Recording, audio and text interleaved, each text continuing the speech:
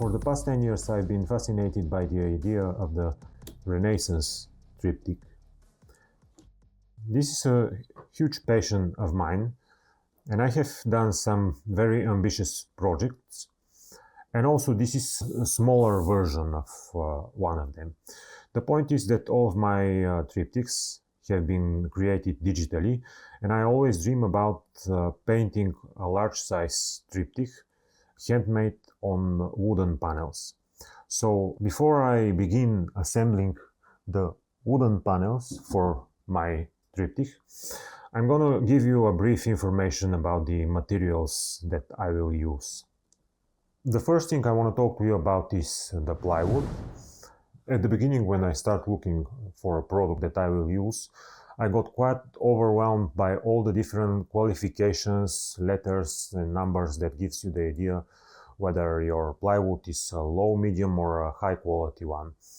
So I watched many videos online and I found one of them to be particularly useful, that gives you the shortest and clearest summary of everything you need to know.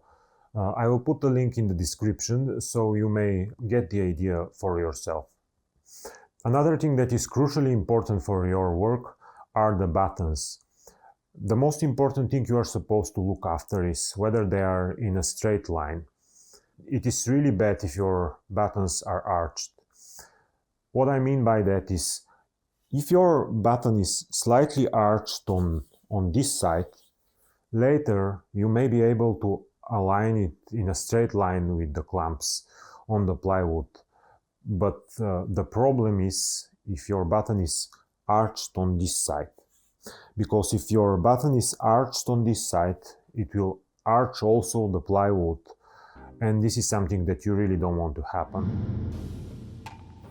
And here I am starting the assembly. This is not the best way, this is just my way.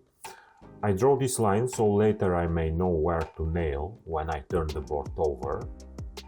Also sand and clean the surface very well. I use the most popular D3 wood glue. You can find it in a variety of brands and labels, and if you have doubts, just do a test with 2 pieces of wood. In my case, it was almost impossible to break the joint, and it was the wood that broke, not the glue, so this means everything is fine. You can find other videos like this, but in my situation it is different because I want my triptych to close, which means that 2 side wings will be visible. And that implies that they should have an aesthetic appearance. And that means more problems. If you don't want the back of your panels to be visible, it will be much easier for you. Paint the sides a flat color and you are ready to go. What I want is to have visible wood material, treat it with stain. This put me in a position to do a lot more research on the work of professional carpenters. So I will share a few links to some of the best videos on the subject. If you're going to do glue-ups, and who doesn't, you're going to have to deal with squeeze-out. Now, if you don't have squeeze-out from your glue-ups, it means you haven't put enough glue on. But cleaning up that squeeze-out can be a problem.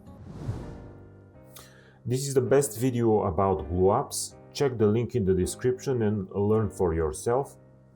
I made some mistakes. It is not fatal, but you can avoid them, and most importantly, save yourself a lot of research on the internet. And that's what this video is most useful for. The next question is how long you should hold the clamps. Have you ever looked at a bottle of wood glue that said 30 minutes of clamp time, but you went ahead and clamped it overnight anyway? You know, just to be safe. Let's test that. This is not just a video, it's an in-depth scientific study. I put a link in the description as well. In a nutshell, the idea is that you don't have to keep the clamps on for 24 hours. 4 hours is enough and you can remove them and use them elsewhere, but it is important to have 24 hours for full strength. In any case, watch the video for yourself. First, I put the clamp on to make sure the button is in the right place, and then I tighten the clamps more.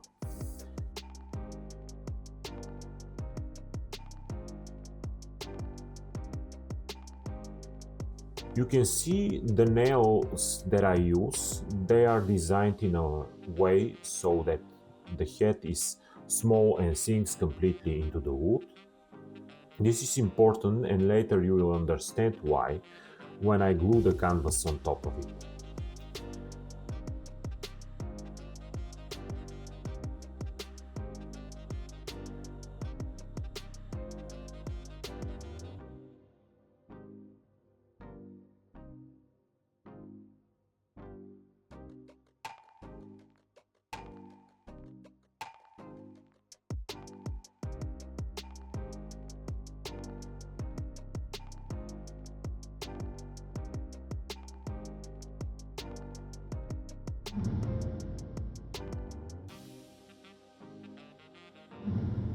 It is easiest to ask in the store to cut your slats at 45 degrees, but even that doesn't guarantee that you won't have a millimeter difference.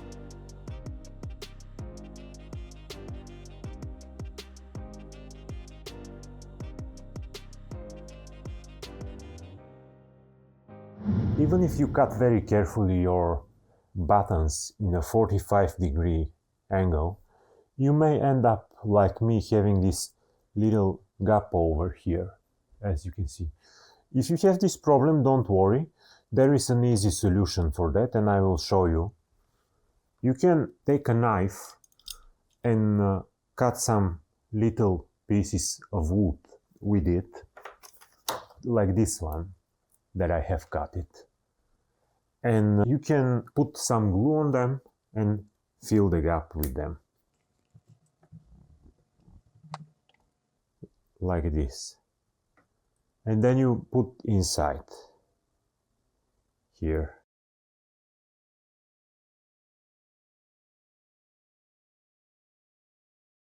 When the corner dry out, give a good sanding to this and everything will be fine. So I've reached the point where I have assembled all 4 sides of the panel, and I was wondering what could I do to enforce the construction. While I was making the panel, I was thinking about how to strengthen the structure. This is one option, and this is the another.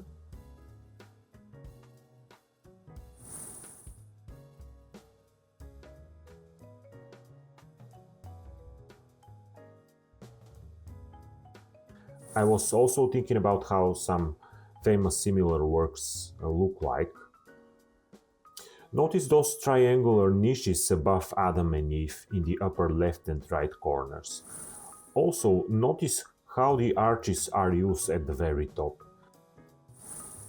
So, I decided to do this combination. I'm very happy with this solution for the back side of the wings of the triptych. So, having one button over here and 2 over here, I find it really creative. So I want to show you where exactly I'm going to hammer the nails on these beams here. And of course, the right moment for this job is when you still have the clamps here and here, because you need them to hold right in place this button.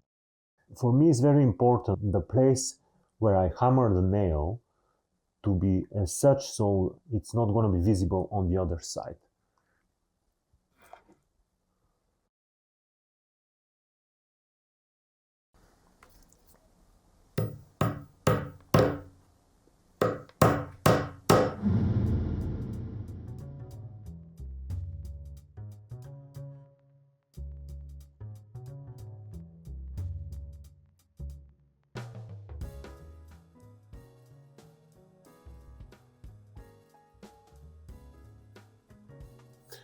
There are 3 main aspects to such a construction: strength and stability, aesthetic appearance, and weight.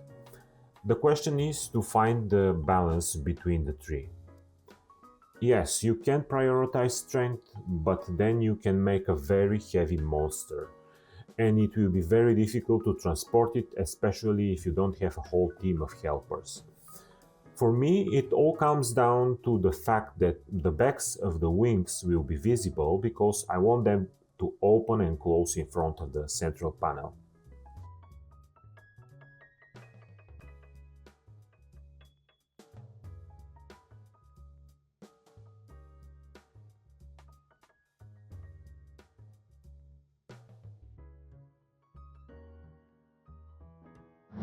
Up to this point, this is absolutely great and solid construction. If you hang on the wall panels like this, you have absolutely no problems. But the problem I've got is that I want my 3 panels to have hinges like this one. So when you have the hinge, this is very slim button, and in this slim button it's impossible to drive the screw. But now I'm going to install this enforcing beam over here.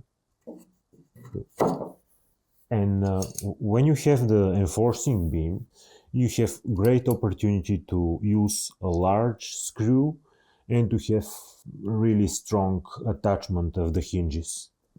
A useful tip for the enforcing beam is when you put it here, it is good to have this edge to be well sanded, because you don't want this edge to lift up the beam on the outer direction. You want the beam to come here, to glue well, to have a good contact with this smaller one. This is the initial plan of the structure. This is where the reinforcing bars will be, and where they meet together I will install the hinges.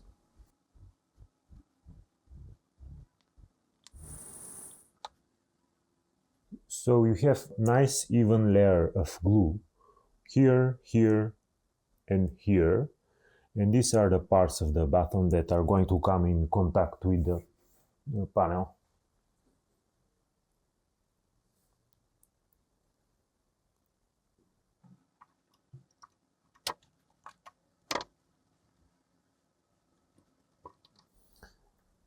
And now you install the clamps.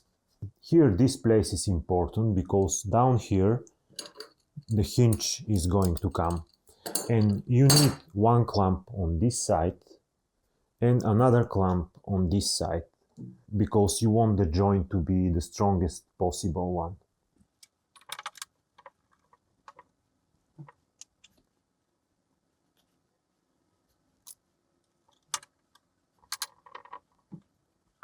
One thing that I find important to know is that when you tighten up the clamps, use a little force here, but don't give the full force. You may tighten up the button in a really strong way on this side, and then this one is not going to be able to come on this side, and therefore you give a little bit this one, then a little bit this one.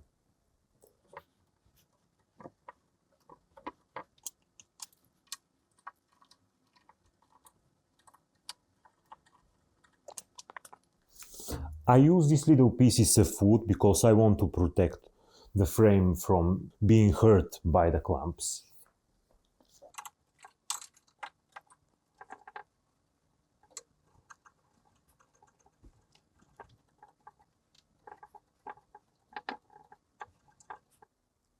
And this is how it looks like. You have clamps on this direction, and you also have clamps on this direction, in both directions, because you want to have a strong connection with the additional button. On this side I'm going to show you where I hammer several nails. Here, take a look. Over here and here for the additional button.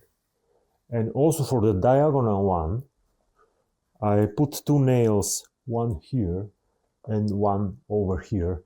And I marked a line because I want to be sure that my nail is not going to come out in the air on the other side of the plywood. I want to go inside the button.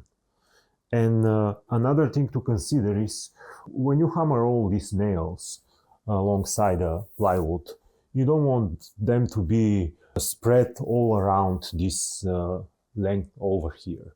When the moment comes to screw the hinge over here, you will have trouble. You will wonder where exactly to screw them. So be careful not to spread them all around. Therefore, I hammered the nail for the additional button next to the nail of the thinner button on the outer side. This is what I find important to show you for the additional enforcing beam. Here is a clamp on this side, and here is another clamp on this side. So I want the strongest possible joint also here. These two places are crucially important because here I am going to install the hinge. One hinge over here and one hinge over here. So I really need a strong joint and a strong beam. When I cut in a 45-degree angle my buttons, I ended up having many of these small triangular pieces. It was out of an accident. I came up with the idea using them for decoration of the panel. Here you can take a look.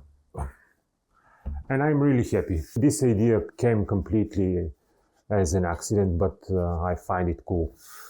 Now, here you can see the enforcing button completed on this side, and here it is, how it looked like, the whole panel. The downside, there it is. The downside and the upper side. And this is how it looks like. Since you were lucky enough to watch a YouTube video, I was the one who was supposed to create a second one to repeat this whole process all over again for the second panel. And here they are, my two panels. They are finished and very satisfied with all the work that I put in them. And of course, the larger one. And here is the large panel with the glue still drying over here with the clamps. Take a look.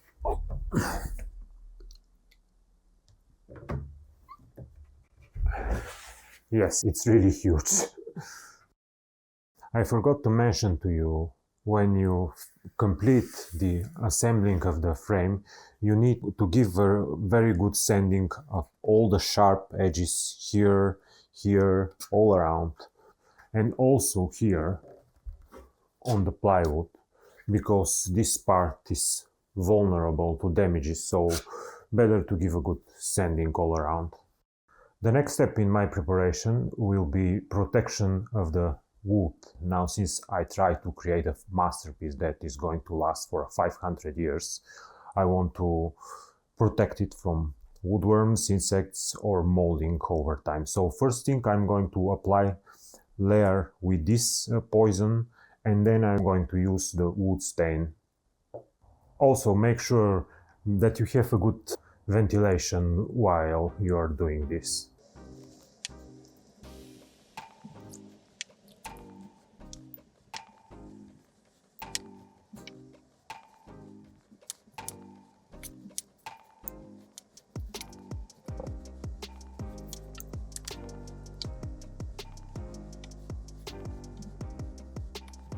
After using this problematic liquid over my panels, I was in a position to give sanding all over again on the entire panels, because the wood became kind of fluffy.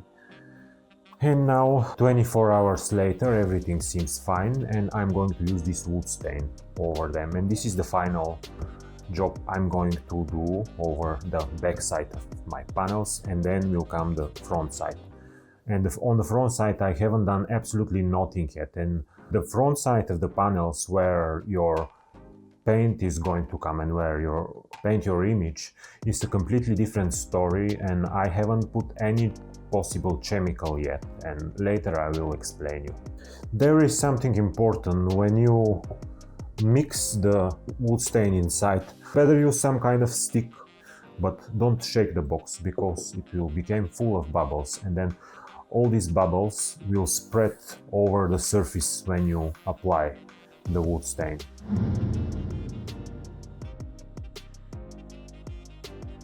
And this is where I realized what kind of problems I had with the wood glue. Watch the video I showed you at the beginning of the clip. It is very important not to wipe the glue that squeezes out. You have to let it dry and then carefully cut it off, because when you stain it, it will be a disaster. And I learned it the hard way. So I had to scrape the glue off. Here is another link to the best video from a professional on what to do in such situation, but it is best not to go there. So watch this video and learn how to stain properly, and most importantly, if you are going to stain, do not wipe the glue that squeezes out. This is what the three panels look like from the back after they are assembled and stained. Also now I can show you the places where the hinges are coming.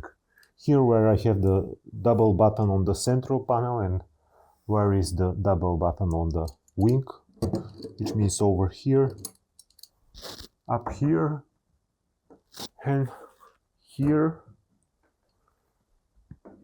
and up here, where the double button of the wing meet the double button of the central panel. The final stage from my preparation is the most important one, and this is what I'm going to do with the faces of the panels. Here I told you that I haven't used absolutely no chemicals, and this is very important because you don't know how these chemicals later are going to react with your pigments and with the image you paint. Here I'm going to glue a canvas, certain percent linen and certain percent cotton canvas. I use the clamps for no other reason. There is no need to apply any force.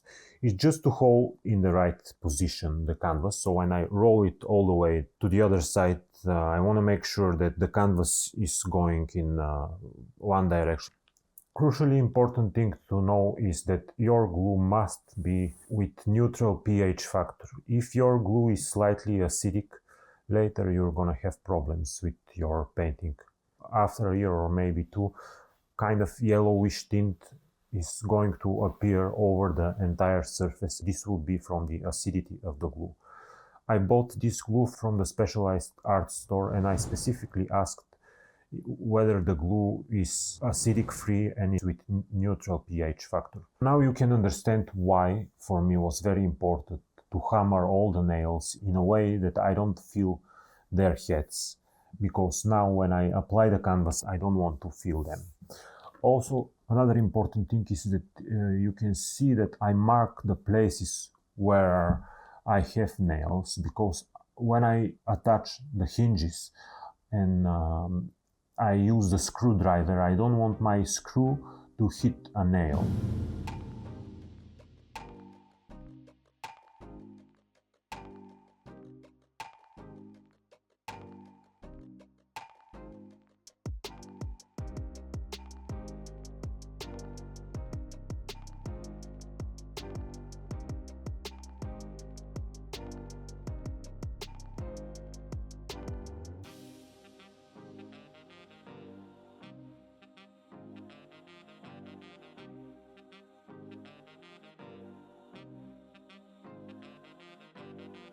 And now is the moment to apply gesso over the canvas on top of the panel. I'm going to use these spatulas. I find them convenient for the job.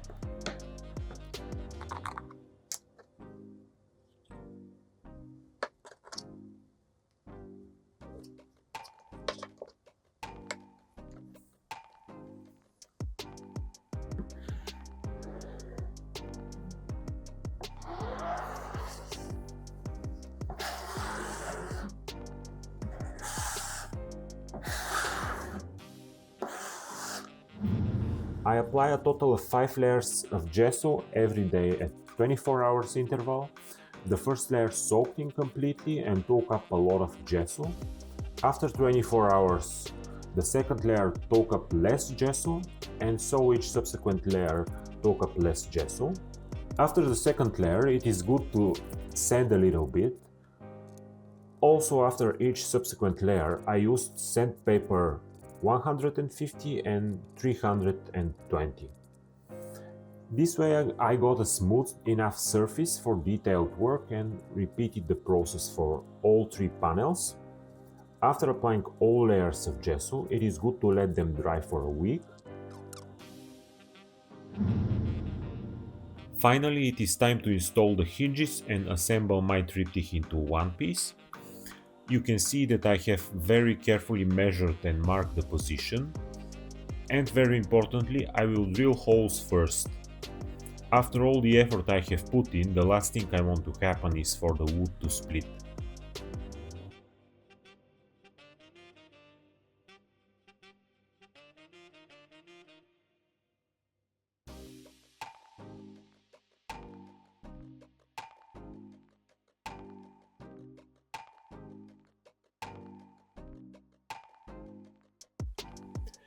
You can also see that I have considered leaving a distance between the 2 panels.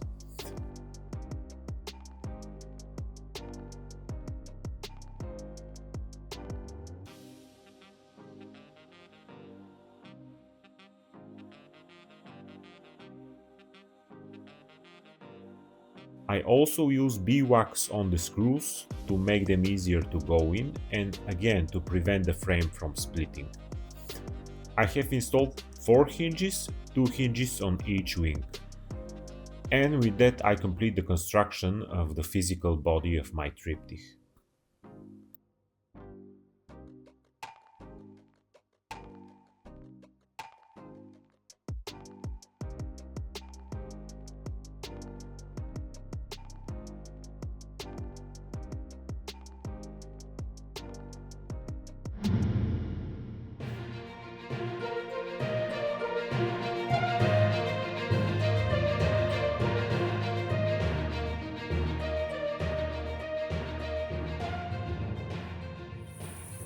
After all the effort I put in, I'm so satisfied. The construction of the body of my giant is completed, and the reality is that the hard work is just beginning, and I'm sure in one thing that it's not gonna be easy at all.